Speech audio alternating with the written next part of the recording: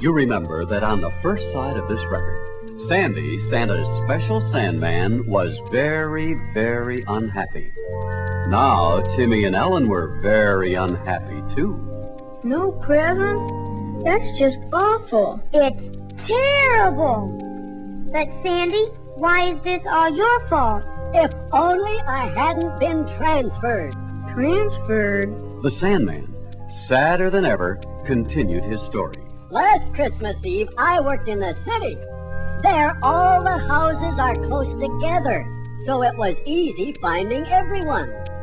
Then last spring, Santa Claus transferred me to the rural division.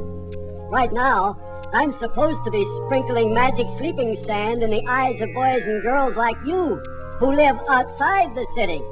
So you'll all become drowsy and fall asleep. But out here, where houses are so far apart, I get lost.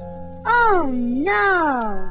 What I need is a quick, easy way to find everyone who lives in the country. Do you have a map? That's a good idea, Timmy. Except maps don't tell where people live. They just show important streets and roads. Could one of Santa's reindeer help you? Oh, I'm afraid not.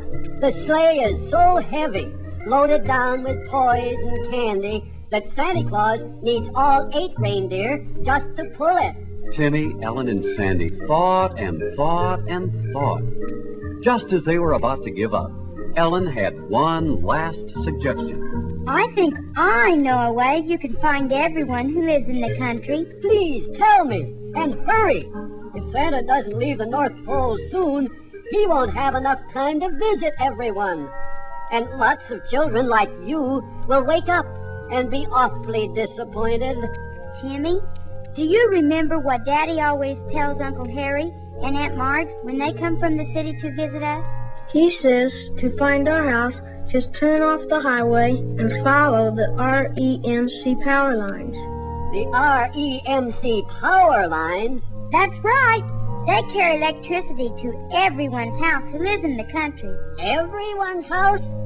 Are you sure? That's what Daddy said, and Daddy knows. Just think, all Sandy would have to do is follow the REMC power lines to the homes of all the boys and girls who live in the country. The 3 friends were overjoyed. Timmy jumped up and down on the bed so high that twice his head almost touched the ceiling.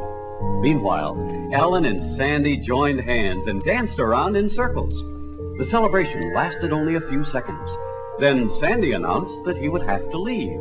I'm sorry, Timmy and Ellen, but I'd better be on my way. And with that, Sandy promised the children that someday he would come back to visit. And then he thanked them both for being so helpful and kind. Just as Timmy and Ellen said goodbye, Bye, Sandy. Bye. Sandy completely disappeared. Ellen yawned. Ooh, I'm sleepy. Timmy agreed.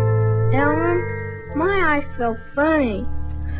It feels like there's sand in them. Mine are the same way.